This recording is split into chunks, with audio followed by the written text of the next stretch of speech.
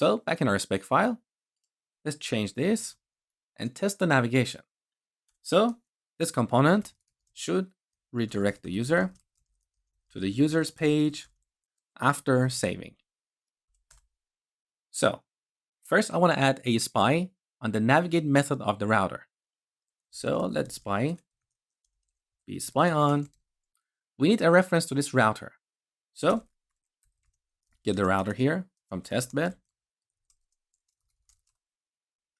And then I'm going to pass it here and put the spy on the navigate method.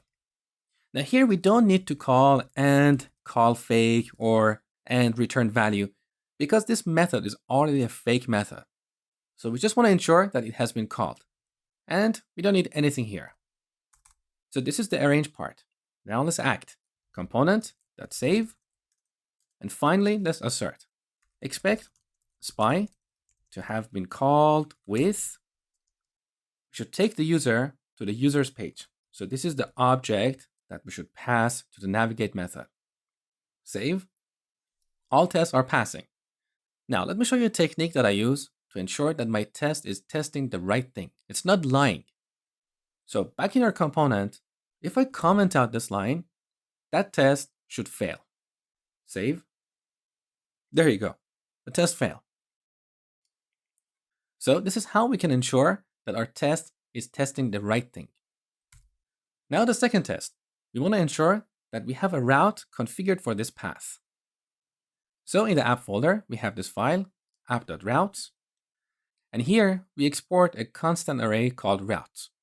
I can simply write a unit test here to ensure that in this array, we have a route for the user's page.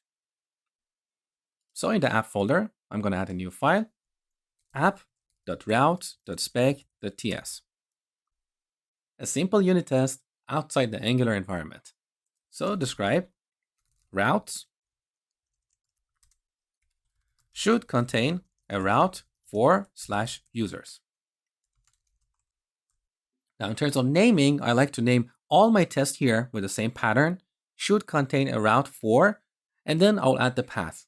And I sort these alphabetically. So in the future, as I'm testing other parts of the application, I can come back here and see if you have a test for a given route or not. So on the top, let's import routes from app.routes. And here we need one line. Expect routes to contain. Now here we need the route for this path, users. And this should be associated with users component. So let's import it on the top. Import users component from users/users.component. Now save. All tests are passing. Now to ensure that this test is testing the right thing, I can go back here and comment out this line. Save. Look, we have a broken test. So if in the future, I come back here and accidentally comment out this line or make it change that would cause the application to break, this last test that we wrote will catch the bug. This is the benefit of writing automated tests. So we can run hundreds or thousands of tests before releasing our application to make sure all parts of the application are behaving as we expect. Now let's remove this comment. So this is how we test the navigation.